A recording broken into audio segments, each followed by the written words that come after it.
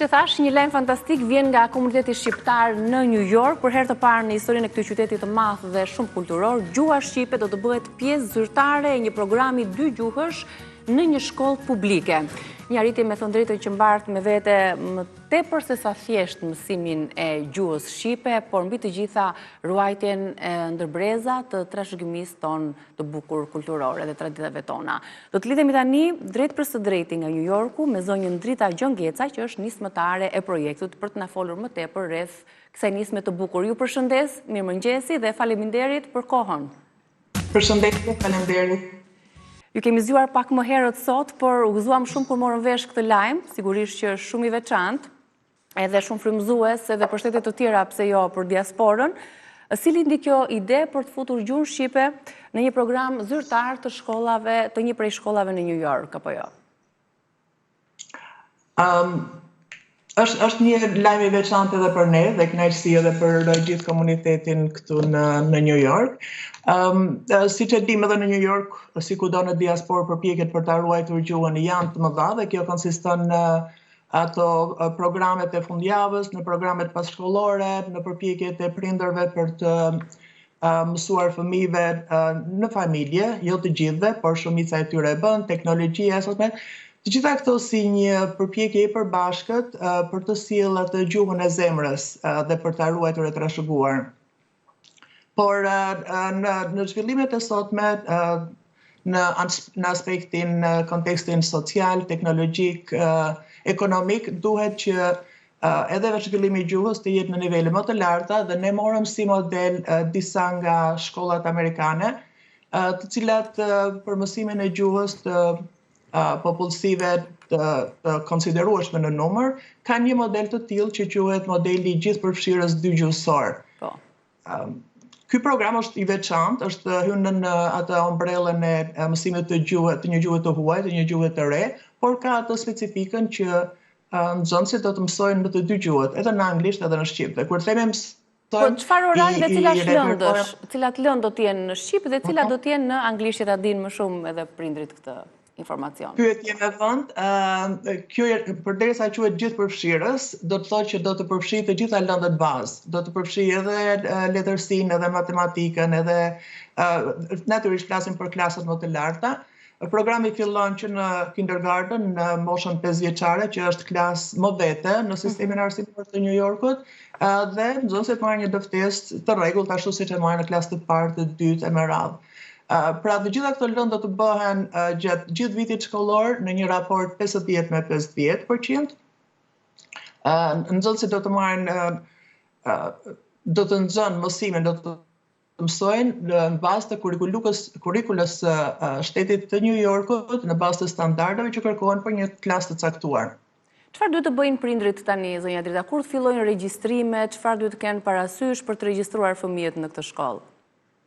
Po, regjistrimet kanë filluar, telefonatat janë të panumërta, emailët janë të panumërta, regjistrimi është i hapur deri në diku nga fundi i majit.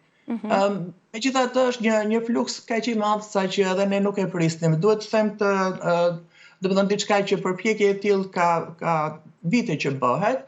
Një tentativë e tillë është bërë edhe para pak vitesh dhe përgjigjja e prindërve nuk ka qenë në këtë nivelin që është sot dhe për arsye të numrit të pakët të regjistruar nuk u realizua në kohën që ishte planifikuar. Por duke që ndërgjegjësia është akoma, domethënë mbase në nivelin e duhur, telefonatat vijnë edhe nga shtetet jashtë New Yorkut, nga shtetet e Amerikës. Pra do të shërbesi një model frymëzimi edhe për shtetet të tjera, ky model, kjo nisëm që ju keni ndërmarrë për ta implementuar këtë projekt edhe në shtetet të tjera të Amerikës. Shpresojmë. Ky është një program mjaft i veçantë, përderisa edhe një herë të gjitha lëndët bazë zhvillohen në të dyja gjuhët, dhe ky raporti 50 me 50 që them unë, ka disa variante se si ky mund të zhvillohet ose mund të implementohet, por ai më i preferuari është që mësimi bëhet një ditë të tërë, një ditë të plot në anglisht dhe ditën tjetër bëhet në shqip. Tani natyrisht që prindrit kanë edhe atë skepticizmin e vet dhe ishte pikërisht skepticizmi ai që siç e përmenda mbase nuk na lejoj që ne ta implementonim pak vite më parë kur ishte nisur. Skepticizmi konsiston në këtë që si do arrin fëmijët të mësojnë në të dy gjuhët.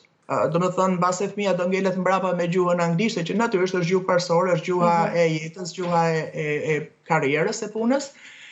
Dhe skepticizmi tjetër, frika tjetër është që mbase fëmija në këtë moshë kaq të vogël do të ka aftësinë për të përthithur edhe 2 dhe 3 gjuhë të tjera. Natyrisht, por frika e prindit është që mbase fëmija do të mbingarkohet dhe meraku, dëshira që fëmija të jetë në një farë mirë, jeni konsultuar për shembull me profesionistë të rritjes së fëmijëve, me psikolog, pikërisht për këtë shqetësim që kanë prindrit? Nuk është nevoja të konsultohemi. Ky nuk është një program kjo nuk është risi. Është risi për ne shqiptarët, por është një program që ekziston prej vitesh, prej dekadash. Në New York ka mbi 180 gjuhë të cilat fliten në familjet e nxënësve, të cilët marrin pjesë në programin publik shkollor. Tani, nga të gjitha këto gjuhë, thash janë 3 programe me të cilat New Yorku implementon mësimin e një gjuhë të re. Kjo mund të jetë gjuhë e dytë, mund të jetë një gjuhë amtare, mund të jetë çfarëdo, gjuhë e dëshiruar, gjuhë e huaj. E vërtet. Nga këto 3 programe është e provuar shkencërisht që ky është programi më i avancuar.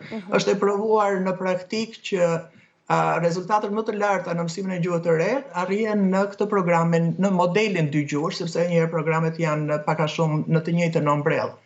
Dhe në këtë sens është edhe nga studimet gjithmonë nisemi që është vetë shkenca psikolingvistike që vërteton që është mosha më e përshtatshme për të mësuar një gjuhë të re, është mosha ku thithet më shumë materiali. Rritur është si sfyngjerë që përthith shumë informacion. Dhe duke qenë se nxënësit tani nuk është vetëm se po mësojnë, dhe kjo është veçanta mbase më thelbësore e saj. Nxënësit nuk do mësojnë vetëm gjuhën, nxënësit po shkollohen. Pra, në fund të vitit shkollor, në fund të vitit tjetër të ardhshëm me radhë, nxënësit arsimohen në shqip, njësoj siç arsimohen dhe në anglisht. Dhe programi është i dizajnuar në mënyrë të tillë që të paktën 5 ose 6 vjet një nxënës që fillon tani duhet të ri, gjithmonë me pretendimin, me pritshmërinë që nxënësit të arrijë të flasë edhe gjuhën akademike, pra të flasë edhe gjuhën e matematikës, të flasë edhe gjuhën e biologjisë, edhe të fizikulturës. Sepse të gjitha këto përbëjnë jetën e përditshme dhe nëse ne duam që fëmijët tanë nesër pas nesër të kontribuojnë në vendin tonë, nuk mund të kufizohemi me gjuhën e përditshme, me atë që ata flasin me përshëndetjet, me një kërkesë që më duhet kjo, më duhet ajo. Duhet të njohin mirë gjuhën e zhvillimit të sotëm dhe janë këta fëmijë që nesër pas nesër do të jenë ambasador të kombit, do t'i hapen dyer të veçanta në karrierën e tyre individuale. Pra, themi që ky është një shërbim që i bëhet jo vetëm komunitetit, jo vetëm individit dhe familjes, por shërbim që i bëhet edhe kombit. Absolutisht, sepse siç e thash që kjo është një arritje që mbart me vete shumë më tepër se sa thjesht mësimi i gjuhës shqipe, po është, siç e thash dhe pak më herët, një gur themeli për ruajtjen e traditave, identitetit, gjuhës dhe duke trashëguar atë brez pas brezi. Ju falenderoj shumë dhe ju uroj shumë suksese për pritshmërinë që keni për këtë nisëm dhe shumë suksese vogëlushve që për herë të parë do të regjistrohen në shkollë. Ju faleminderit. Faleminderit, ditë mbar. Faleminderit, zonja Drita.